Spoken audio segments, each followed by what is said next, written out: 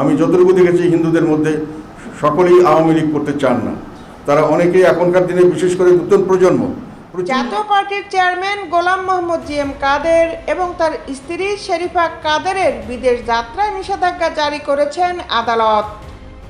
দুর্নীতি দমন কমিশনের এই সংক্রান্ত আবেদনের পরিপ্রেক্ষিতে বৃহস্পতিবার ঢাকা মহানগর ভারপ্রাপ্ত সিনিয়র স্পেশাল জজ আদালতের বিচারক ইব্রাহিম মিয়া এই আদেশ দেন। এই বাংলাদেশের আপনার বাবা দাদা এখানে আছে, এখানে আপনাদের সম্মান, এখানকার মানুষ আপনাদের অন্তরে ধারণ, এখানকার সব মাটি মানুষ বাতাস সকলে আপনাদের অন্তরে ধারণ করেন। আপনারা মনোনয়ন বাণিজ্যের মাধ্যমে অবৈধ সম্পদ অর্জন ও অর্থ পাচারের অভিযোগে জিএম কাদেরের বিরুদ্ধে অনুসন্ধান চালাচ্ছে দুদক। এর অংশ হিসাবে এই দম্পতির বিদেশ যাত্রায় নিষেধাজ্ঞা চেয়ে আবেদন করে সংস্থাটি।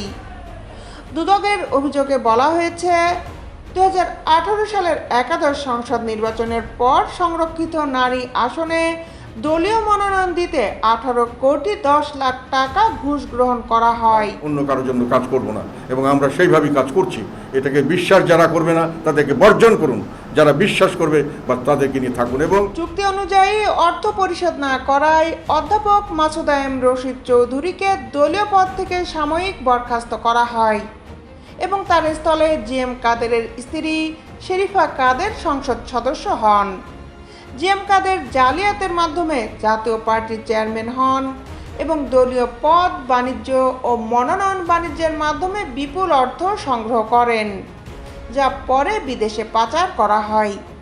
জাতীয় পার্টির কেন্দ্রীয় কমিটি 201 সদস্য বিশিষ্ট হলেও বর্তমানে 600 থেকে 650 জনকে অন্তর্ভুক্ত করা হয়েছে। অলিখিত এবং অনেক জায়গায় তাদেরকে চাকরি দেওয়া হতো না।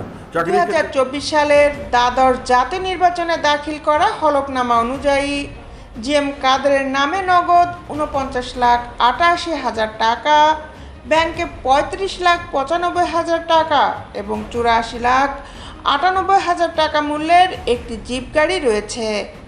আর তার স্ত্রী শেরিফা কাদেরের নামে নগদ 59,59,000 টাকা, ব্যাংকে 28,09,000 টাকা এবং 80 লাখ টাকা মূল্যের তারও একটি জিপ গাড়ি রয়েছে।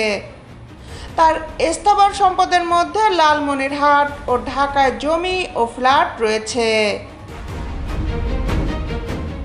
দেশ বিদেশের আপডেট নিউজ পেতে আমাদের সাথেই থাকুন।